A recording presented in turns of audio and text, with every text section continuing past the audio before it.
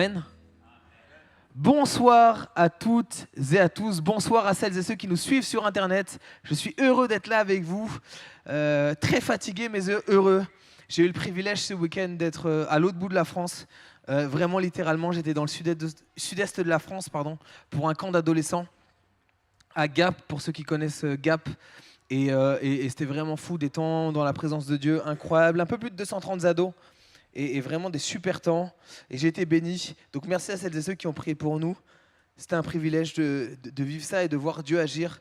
Pour moi, c'est un privilège de parler de partager la parole de Dieu à des ados, parce que je crois que Dieu a un plan pour chacun d'entre nous. Je crois que le Saint-Esprit est le même pour les enfants, les ados, les adultes.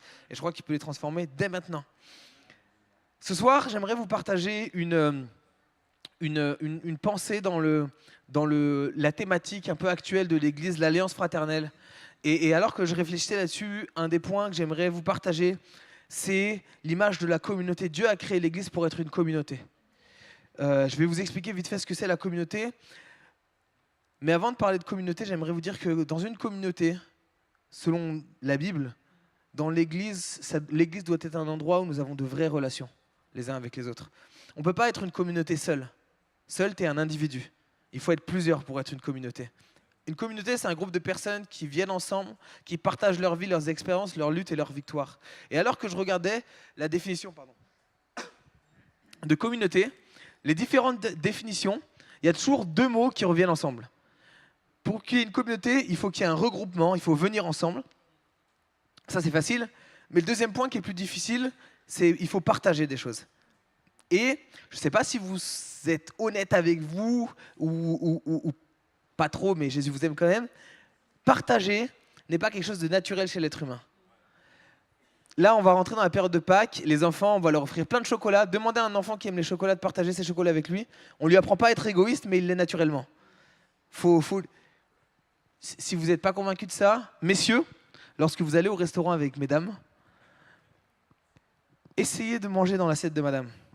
Et vous verrez, je vais arrêter là parce que je tiens à ma vie.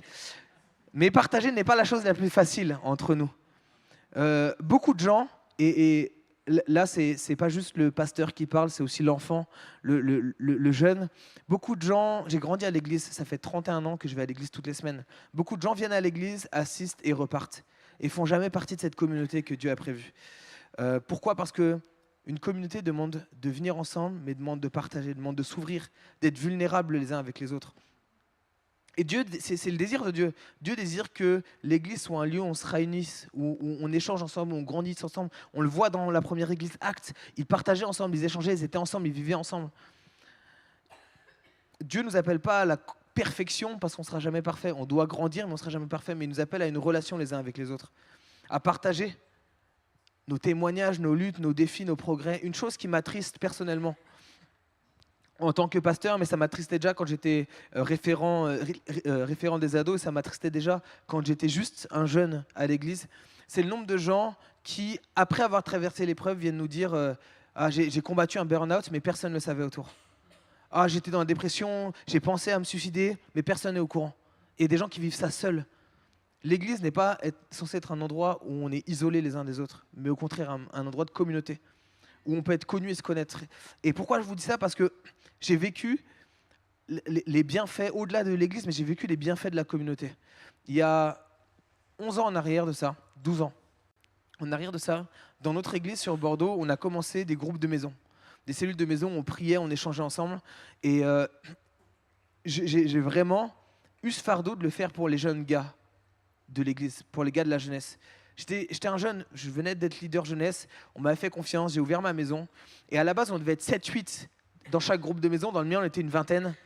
Dans 30 mètres carrés, on était serrés. Mais on se réunissait toutes les semaines, on mangeait ensemble, on échangeait ensemble, on priait ensemble, on riait ensemble, on jouait à FIFA des fois, on regardait des matchs de Ligue des Champions ensemble.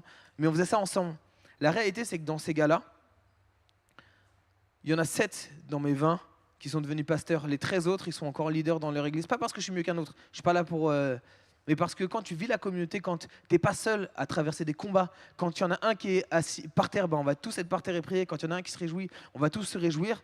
On vit un autre niveau de foi. Pendant très longtemps, quand je devais dire personnellement, c'est quoi les meilleures disciplines spirituelles, je disais, il faut lire la Bible, il faut prier, il faut louer Dieu. Et j'aimerais rajouter, il faut être en communauté. Ne pas être seul. C'est une vraie discipline spirituelle. Parce que chacun de nous, on est des êtres relationnels. On a besoin de cette relation. Ce soir, je veux parler que la communauté, c'est mieux que l'isolement au sein de l'Église. Être entouré et aimé, c'est mieux que d'être seul. Je parle de vraies relations, d'amitié. Et trop souvent, on vient à l'Église et on est seul. Tu es là, tu es entouré de gens, mais personne ne sait qui tu es. Tu es là, tu es entouré de gens et personne ne sait ce que tu traverses. Tu es là, tu es entouré de gens, mais tu es seul dans tes combats. J'aimerais te poser une question. Qui dans l'Église te connaît vraiment? Est-ce qu'il y a des gens dans l'Église qui connaissent tes combats, tes luttes, tes blessures, ton histoire, qui célèbrent tes victoires, mais qui sont là aussi quand ça ne va pas? Est-ce qu'il y a des gens qui t'aiment pour qui tu es? Pas seulement pour l'image que tu montres, parce que c'est facile. Hein. Tu arrives à l'église, l'image du bon chrétien, c'est très simple. Tu viens, tu fais un sourire, et quand on te dit comment ça va, tu dis par la grâce de Dieu. C'est très facile. Et tu peux passer ta vie à vivre ça sans que personne te connaisse. Mais ce n'est pas le but de Dieu, je crois. Parce qu'une communauté, c'est un endroit où on est pleinement aimé pour qui on n'est, pas juste pour l'image qu'on renvoie. Et ce soir, on va essayer de voir comment vivre cette communauté, mais qu'est-ce qui empêche aussi de vivre cette communauté. C'est le plan de Dieu. Hein. Le plan de Dieu, au début, quand il va créer l'homme, la première chose qu'il va dire, c'est « il n'est pas bon que l'homme soit seul ». Il ne parle pas juste de célibat, hein. Il parle de solitude. Parce que Dieu lui-même est une communauté, Père, Fils, Saint-Esprit. C'est une communauté, Dieu. Et nous qui sommes faits à son image, quand on vit des vraies relations de communauté, on honore Dieu. Et c'est ici que ça doit jouer. S'il y a un endroit où on doit vivre une vraie communauté, un endroit où on peut être vrai, un endroit où on peut échanger, c'est bien ici, à l'église. Et ce soir, on va lire un texte d'Ecclésiaste qui est très connu. Ecclésiaste, chapitre 4, à partir du verset 9.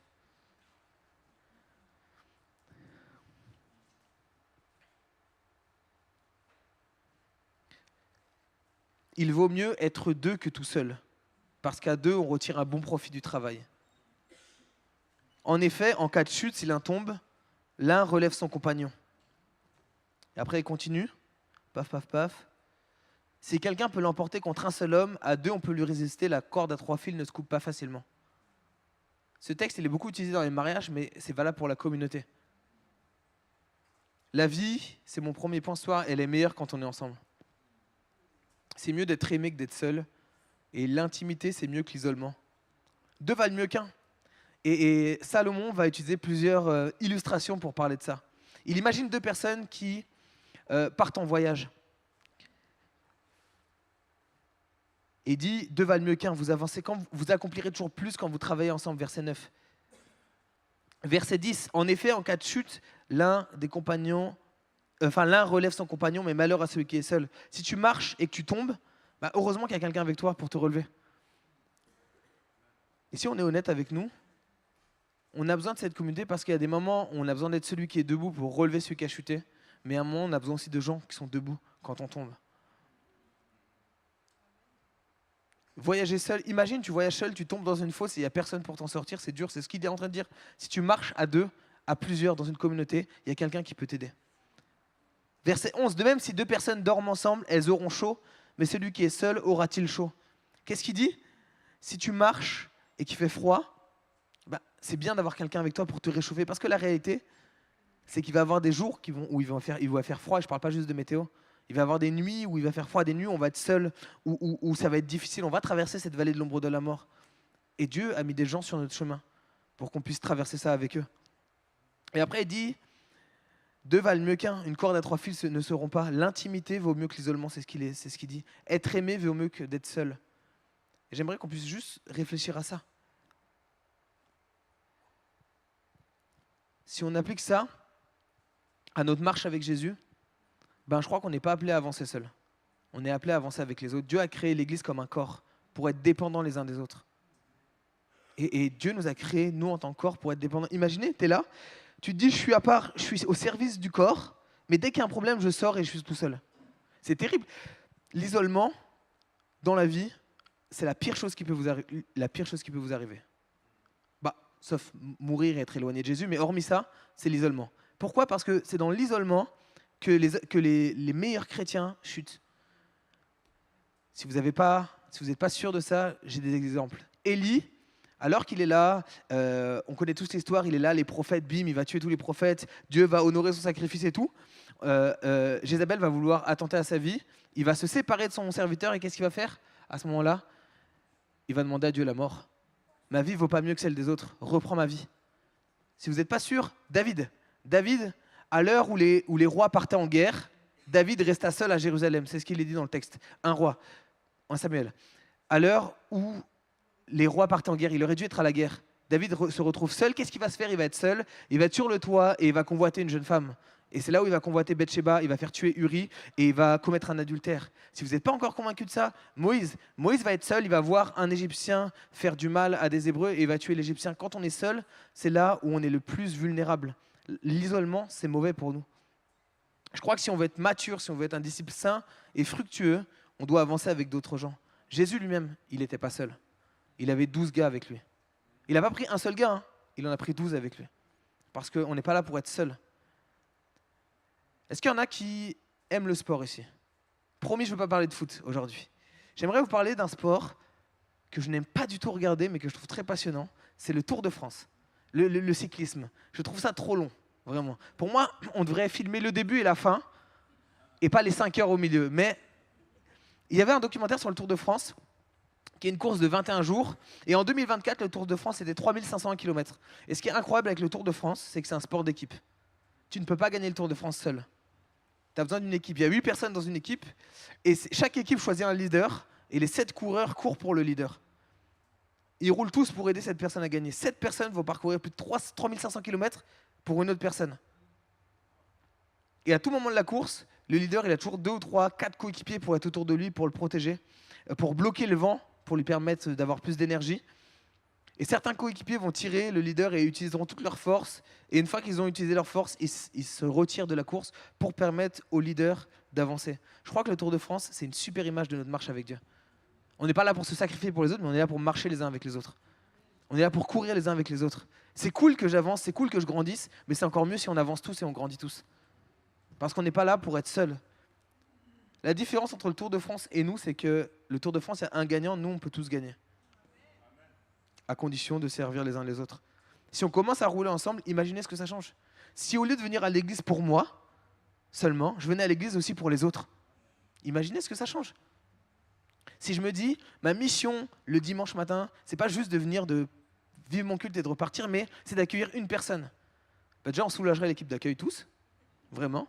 Mais imaginez le fruit que ça produirait. Et je sais que tu es heureux que je dise ça, David. Mais imaginez le fruit que ça produirait.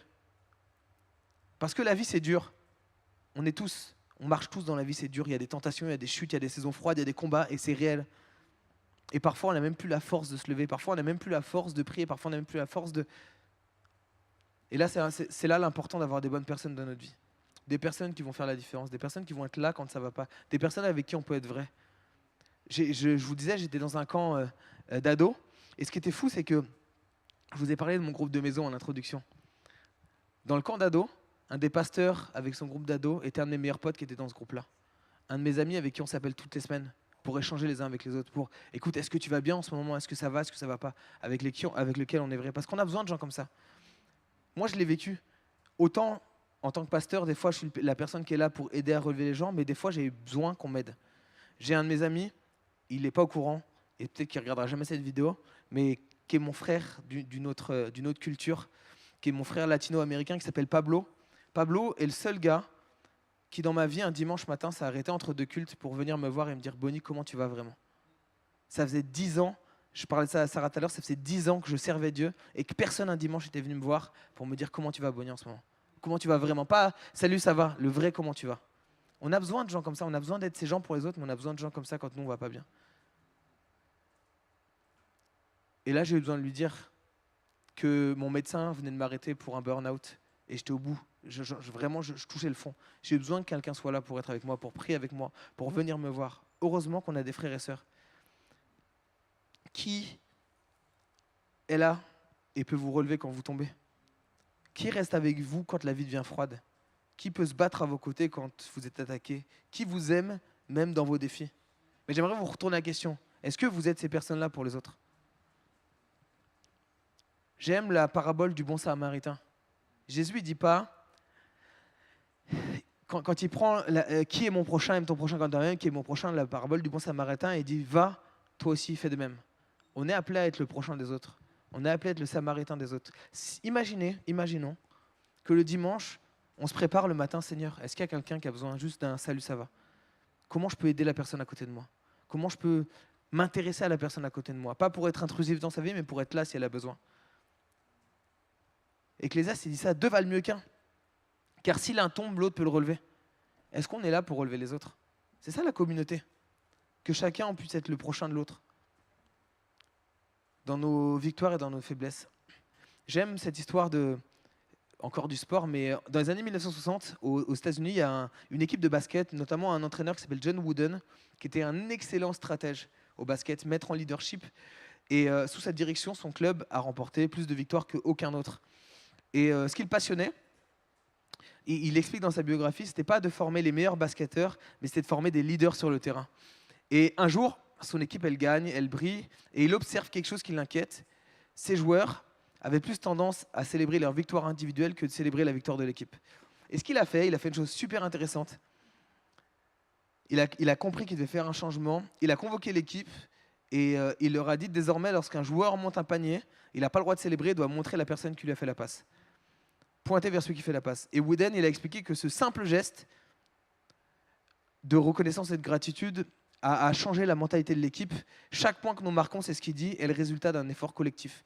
Et les joueurs ont commencé à se rendre compte que chaque point qu'ils marquaient, c'était le résultat de l'équipe. Et au début, les joueurs étaient un peu perplexes, ils ne comprenaient pas trop, mais au fil des années, au fil du temps, la philosophie est devenue palpable dans l'équipe. Et la réalité, c'est que les résultats, ils ont suivi. En 1967, l'équipe, elle a remporté le championnat national, sans défaite. Paf, paf, paf. 88 matchs remportés d'affilée. Personne n'a jamais fait ça avant, personne n'a jamais fait ça après. Un record inégalé dans le basket universitaire. Parce qu'ils ont compris qu'ensemble, on avance plus que tout seul. Ma question pour nous, c'est est-ce qu'on a des gens autour de nous avec qui on peut avancer? Est-ce qu'on a des gens à nos côtés qui avancent avec nous ou est-ce qu'on avance seul? Si tu n'en as pas, tu dois en trouver. Mais j'ai une bonne nouvelle. Les personnes, elles sont là. Vous êtes au meilleur endroit pour trouver des gens qui vont prendre soin de vous. Vous êtes au meilleur endroit pour trouver des gens avec qui vous allez pouvoir avancer.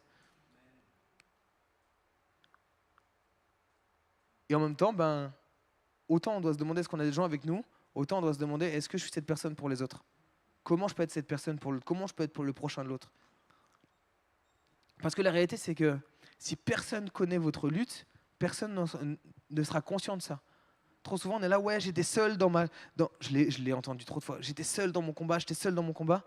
Et j'ai posé la question aux gens, t'en as parlé à quelqu'un? Non, mais j'étais seul dans mon combat. On ne peut pas deviner. Tu as besoin de le dire à un moment. Est-ce qu'il y a quelqu'un qui est là avec toi? Ça me rend triste, vraiment, quand j'entends dans les témoignages, oui, pendant des années, je me scarifiais et compagnie, personne ici est au courant. Moi, ça me rend triste. Est-ce qu'il y a des gens autour de nous? Est-ce qu'on est ces gens? Parce que si on est isolé, l'ennemi, c'est un lion rugissant autour. Il attend juste qu'il y ait une brebis qui soit isolée, il la dévore. Je crois qu'on mérite tous, parce que Jésus nous a aimés, d'être aimés par d'autres gens. Je crois que si on est plus aimant avec les gens et moins jugeant avec les autres, plutôt que de juger les défis et les luttes des gens, on sera là pour les aimer et d'être avec eux. On a besoin de ça. Et peut-être qu'il y a des gens ici, vous vous êtes ouverts à des gens et vous avez été trahis. J'aimerais vous dire que ce n'est pas le plan de Dieu. Ce n'est pas le plan de Dieu.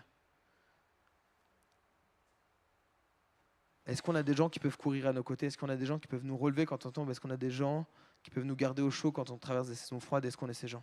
Deuxièmement, ça c'est les bienfaits. On est là pour être les uns avec les autres. Mais il y a des raisons qui font qu'on peut être isolé. Quelques raisons. Ce n'est pas toutes, mais j'en ai noté quelques-unes. Ecclésiaste 4, verset 4. J'ai vu que tout travail, toute habileté dans le travail n'est que jalousie de l'homme à l'égard de son prochain. C'est là encore une vanité et la poursuite devant. La jalousie est une chose, la rivalité est une chose qui empêche de vivre la communauté. Certains ne vivent pas la communauté, et il y a plusieurs raisons, mais la première, c'est parce qu'on peut vite se retrouver en compétition les uns contre les autres. Il y a un pasteur aux États-Unis qui parle du facteur ER, il appelle ça. C'est en gros le besoin que l'être humain a de regarder l'autre et de se sentir mieux que l'autre. Moi, je suis plus grand. Moi, je suis plus intelligent. Moi, je suis plus beau. Moi, je suis plus drôle. Moi, je suis plus mince. Moi, j'ai mieux réussi. Et ça crée de la compétition les uns avec les autres. Et la compétition, ça tue la communauté. Tu ne peux pas avoir de communauté et de compétition à l'intérieur. Prenez cet exemple, tous les couples mariés, vous serez d'accord avec moi, si vous avez un peu d'expérience dans le mariage. Si tu te retrouves à être l'un contre l'autre, ton couple, il ne va pas avancer. Tu ne peux pas avancer et être l'un contre l'autre. Tu ne peux pas avancer ensemble et être en compétition l'un contre l'autre. Si on a de la compétition les uns avec les autres, on ne pourra pas avancer en communauté. Des fois, on se retrouve à jalouser ce que l'autre vit. Et plutôt que de se dire « Ouais, Seigneur, c'est cool », je dis ça parce que je l'ai vécu. Je vous ai déjà partagé ça, je suis atteint d'une maladie qui s'appelle l'épilepsie. Et une fois, j'ai prié pour quelqu'un qui était guéri de cette maladie. Je n'étais pas content au début. Hein. J'étais en mode « Pourquoi tu le guéris lui et pas moi ? Qu'est-ce que j'ai fait pour… Putain, quand même, tu l'as guéri et pas moi ?» Et des fois, la compétition. Plutôt que d'être content pour lui, je me suis retrouvé à être jaloux de ce qu'il vivait. Et des fois, la compétition nous empêche de vivre la communauté. Au-delà de la compétition, il y a d'autres choses. Salomon parle d'autres choses qui nous empêchent de vivre la communauté. La première chose, je le disais, la communauté, ça demande de s'ouvrir. Ça demande de l'énergie. Ça demande des efforts l'un envers l'autre. La paresse et l'apathie empêchent de vivre la communauté. Il dit, l'homme stupide croise les bras et se détruit lui-même. Il dépeint l'image d'un homme qui est sot, qui est paresseux, qui ne fait rien. Et parce qu'il ne fait rien, après il dit, il n'a même pas la force d'amener la nourriture vers lui. Aucune motivation, aucun élan, il ne s'en sort jamais. Et je crois que si on veut vivre la communauté, ça nous demande des efforts. Peut-être que vous avez déjà vécu cette chose-là. Mais j'ai eu le droit souvent avec des gens que je connais depuis très longtemps, qui m'écrivent, quand on se voit, ouais, t'as pas pris de mes nouvelles. Oui, mais toi, est-ce que tu as pris de mes nouvelles ? Tu sais, à un moment donné, est-ce que tu fais l'effort d'aller vers les autres ? Ouais, personne ne s'est soucié de moi, oui, mais est-ce que tu as été voir quelqu'un pour lui parler de ça ? Oh, personne ne sait ce que je traverse. Oui, peut-être, mais on n'est pas devin. Si tu ne le dis pas aux gens, on ne peut pas tout savoir. Et ça demande de l'intentionnalité, ça demande de la patience, ça demande du temps. On ne se crée pas une amitié en 30 secondes. Ça demande du temps, ça demande de l'intention. Si moi, je ne mets pas du mien, la relation ne va pas grandir. La communauté, ça demande de l'énergie, ça demande de l'investissement. Et la paresse est un ennemi de l'investissement. Pour vivre la communauté, ça demande de donner et de recevoir. Ça demande de parler et d'écouter. J'aimerais poser quelques questions. Est-ce que tu fais que parler aux autres, mais est-ce que tu poses des questions aux autres sur comment ils vont ? Est-ce que dans la communauté, tu es toujours présent quand les autres organisent, mais quand il faut faire de l'effort, tu n'es jamais là ? Est-ce que tu reçois sans donner ? Parce que ça, c'est des choses qui pèsent sur la relation. Vraiment, encore une fois, il y a zéro jugement, et ceux qui me connaissent, vous savez que je ne suis pas comme ça. Mais plus jeune, quand je m'occupais de la jeunesse, je trouvais ça fabuleux et en même temps désastreux. Toutes les personnes qui venaient me voir en disant « j'arrive pas à connecter avec les gens, j'arrive pas à rencontrer des gens », c'est des gens qui arrivaient en retard et qui repartaient les premiers. À un moment donné, ça demande du temps. Ça demande de l'énergie. Oh, il n'y a personne qui me parle à l'église. Bah oui, mais tu arrives en retard et tu repars dès que c'est fini. Il n'y a pas le temps. Ça demande de l'intentionnalité. Deuxièmement, l'égoïsme est un tueur de communauté.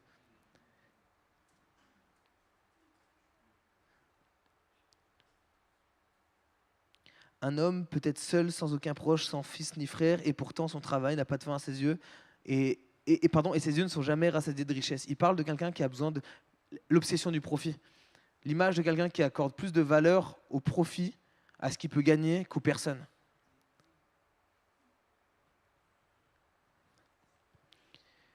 Des personnes, égocentriques qui regardent qu'à eux. Qu'est-ce que je peux gagner ? Ils vont faire les choses que s'il y a un intérêt pour eux. Et Salomon dit, il accumule toutes ses richesses, mais il n'a personne avec qui les partager. D'un côté du spectre, il y a la paresse et l'apathie, et de l'autre, il y a l'égocentrisme. Est-ce que tu veux toujours plus ? Il y a des gens dans la vie, leur vie ressemble à une échelle qui n'a pas de fin. Tu te dis, quand j'aurai ça, ça ira bien. Puis ils grimpent l'échelle, et quand ils arrivent à ça, ils se disent, quand j'aurai plus, ça ira. Puis ils grimpent l'échelle, et quand j'aurai plus, ça ira. Est-ce qu'on est centré sur nous, ou est-ce qu'on est prêt aussi à donner ? Parce que ça va jouer sur nos relations et sur la communauté. Est-ce qu'on est prêt à se donner, ou est-ce qu'on attend des autres juste de recevoir ? Un des derniers points qui nous empêche de vivre la communauté, puis je ne vais pas aller plus loin parce que sinon On va passer des heures. Verset 13. Mieux vaut un enfant pauvre et sage qu'un roi vieux et stupide qui ne sait plus se laisser avertir. Oui, il peut même sortir de prison pour régner ou être né pauvre dans son royaume. J'ai vu tous les êtres vivants qui marchent sous le soleil se rallier à l'enfant destiné à succéder au roi et à régner à sa place. Il n'y avait pas de fin pour tout ce peuple et à tous ceux dont il avait pris la tête. Pourtant, les générations suivantes ne se réjouiront plus à son sujet. Oui, cela, c'est de la fumée et de la poursuite du vent. Il parle d'un roi insensé qui ne sait pas recevoir les conseils. Je crois que l'orgueil, c'est ce qui nous empêche de recevoir les conseils. L'orgueil est un frein à la communauté. L'humilité permet à la communauté, l'orgueil la détruit. Il dit qu'une attitude d'être incapable de recevoir des conseils, ça nuit aux relations.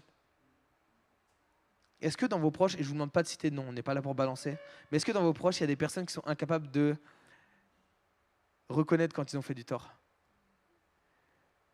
Incapables de recevoir un conseil? Quelqu'un qui est incapable d'admettre ses erreurs? Ça empêche des relations et ça empêche l'ouverture et l'honnêteté. Ça empêche d'avoir des relations profondes. Notre incapacité à recevoir des conseils et notre orgueil empêche de vivre la communauté. C'est difficile, je ne sais pas pour vous, mais c'est difficile d'être ami avec des gens qui n'ont jamais tort. Ces gens qui, quand ils ont tort, ils vont t'expliquer pourquoi c'est toi qui as tort. Ces gens qui, quand ils viennent te faire des excuses, en fait, ils te font comprendre que c'est toi qui es le problème. Mais ça détruit la communauté. Proverbe 27:6 nous dit « Les blessures d'un ami prouvent sa fidélité, mais les baisers d'un ennemi sont trompeurs. » Et je crois que ce verset, pour conclure, c'est un proverbe intéressant quand on parle de communauté.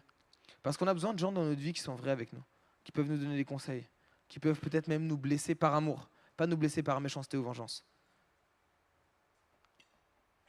Ils t'aiment assez pour te dire ce que tu dois entendre et pas ce que tu veux entendre. Tu sais qui est un ennemi? Un ennemi, c'est quelqu'un qui vient juste t'embrasser sur la joue et te dire continue ce que tu fais. Pourtant,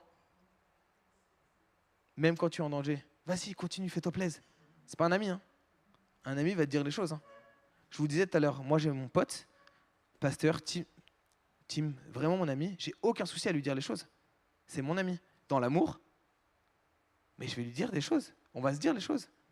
Hé là, tu fais quoi là? Réveille-toi, maman. Va pas dans ce chemin, c'est pas bon. C'est l'amitié qui fait ça. Et je crois qu'il y a plein de choses qui nous empêchent de vivre ça. Mais je crois que Dieu a plus pour nous. Je crois que Dieu est dans cette thématique d'alliance fraternelle. Je crois que Dieu veut qu'on puisse vivre des relations significatives, des relations qui nous enrichissent, des relations pour nous, mais je crois même pour nous en tant que génération, pour les générations en dessous. Imaginez si les ados, les enfants, voient des vraies relations, des vraies amitiés ici, comment ça changerait dans leurs relations. Comment ça changerait dans leur rapport à l'église. Que tu ne viens pas à l'église juste pour recevoir, mais tu viens à l'église parce que c'est la communauté. On a un devoir aussi d'exemple à donner à ceux qui nous regardent. Et depuis le début, Dieu a été clair, il n'est pas bon que l'homme soit seul. On a été conçus pour des relations profondes. Alors j'aimerais vous encourager, faites. Si vous ne l'avez pas fait, faites ce pas d'aller vers des autres.